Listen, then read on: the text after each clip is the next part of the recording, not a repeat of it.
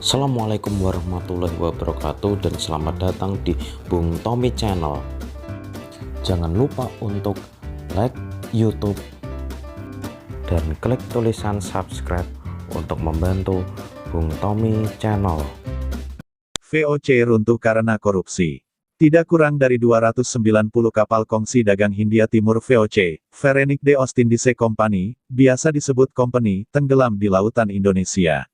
Selain pertempuran dengan kongsi dagang pesaingnya maupun dengan penguasa-penguasa Nusantara, banyak kapal karam karena kelebihan muatan dengan barang dagangan pribadi. Perdagangan pribadi atau perdagangan gelap merupakan salah satu bentuk korupsi pejabat VOC. Korupsi sebagai penyebab keruntuhan membuat VOC diplesetkan menjadi Vergaan onder korupti, runtuh lantaran korupsi. VOC bangkrut karena perdagangan gelap. Gubernur VOC mestinya berdagang untuk disetor ke VOC di Belanda, tapi dia berdagang untuk kepentingan pribadi.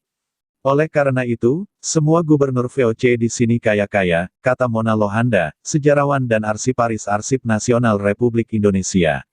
Menurut sejarawan Ong Hok Ham, perdagangan pribadi atau perdagangan gelap disebut morsandel perdagangan kecil. Sebenarnya tidak kecil karena mereka memakai berbagai fasilitas VOC, seperti kapal, gudang, modal, koneksi, dan lainnya, tulis Ong dalam Dari Soal Priayi sampai Nyi Blorong.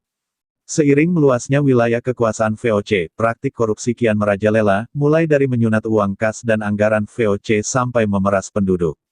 Selain morsandel, menurut para kitrite, simbolon dalam menjadi Indonesia, praktik korupsi berupa memotong keuntungan yang menjadi hak VOC, Steel Winston, memaksa rakyat menyerahkan hasil bumi lebih daripada ketentuan overwritten, sengaja mengajukan target setoran di bawah potensi, SPI lagi, memaksa penduduk menyerahkan upeti kontributien, dan menerima hadiah dari para penjilat homagien.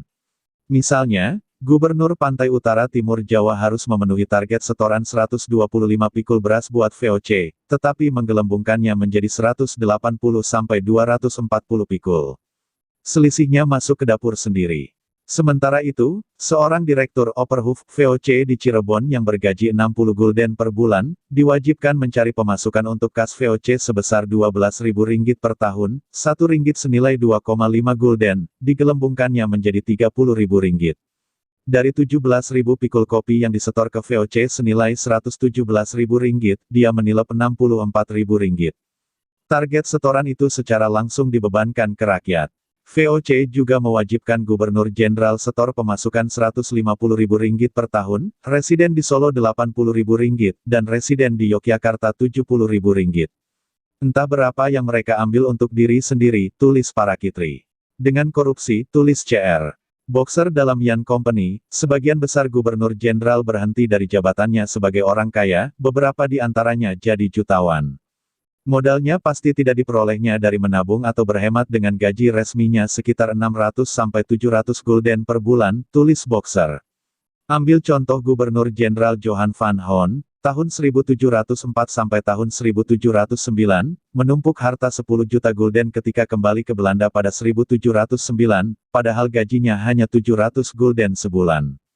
Gubernur VOC di Maluku menumpuk 20.000-30.000 gulden dalam 4 sampai 5 tahun, sementara gajinya hanya sekitar 150 gulden sebulan.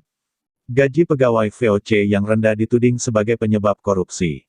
Seorang juru tulis bergaji bulanan 16-24 gulden dan gubernur jenderal bergaji 600-700 gulden. Keduanya menghadapi macam-macam godaan, tapi jelas yang tersebut akhir memiliki kesempatan yang lebih baik, tulis Boxer.